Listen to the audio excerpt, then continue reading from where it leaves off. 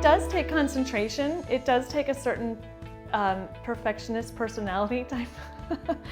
Yes, it's a process. You have to really kind of push yourself through it.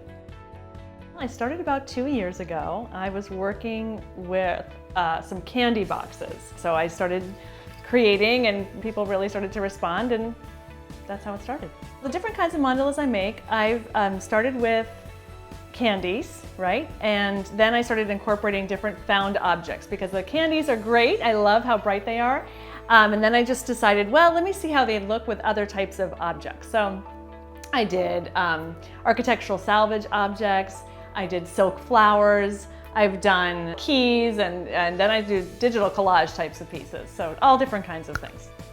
The Tibetan Buddhist monks, they make mandalas out of sand, and it's like a prayer. So they are creating, and it's several days often that they take, and they are creating these little beautiful, intricate patterns with this sand. And then at the end, they blow it away to symbolize the impermanence of life, which is in the Buddhist tradition.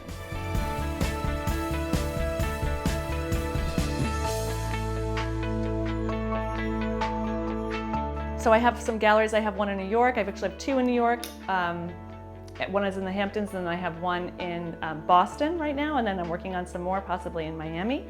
I'm going to go to the West Coast soon. It's a wonderful opportunity I had. I've always wanted to travel, so I took a job teaching abroad in Moscow several years ago, and then I ended up in Budapest, and then so living abroad, I got to travel a lot. So I'm going to show you guys my process today so you can see a little bit about how I do it, and then I want to see how you guys make them. And remember, you can use any kind of material you want.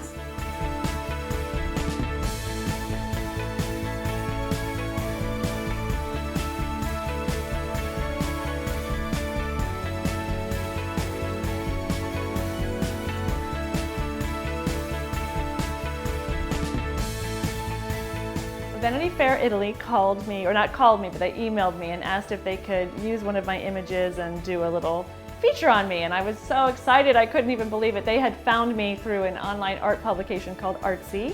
And they took an image and put it right into a page and called it Yum Art, and featured me in there. So yeah, it was wonderful.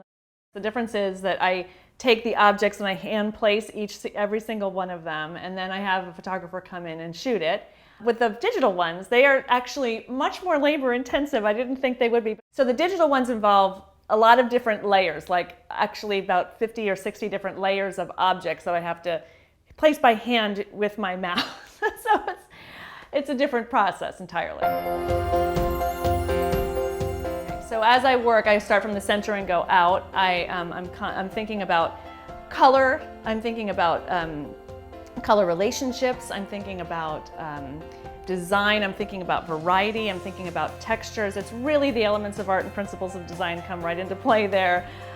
Value, form, texture, color, all of these things that I used to teach, they play right into it.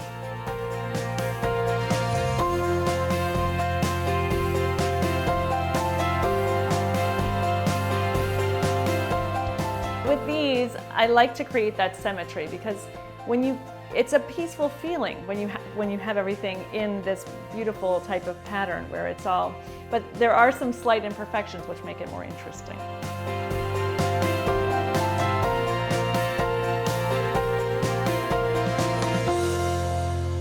I am constantly searching for candy everywhere I go. I'm always on the lookout for new and interesting candies.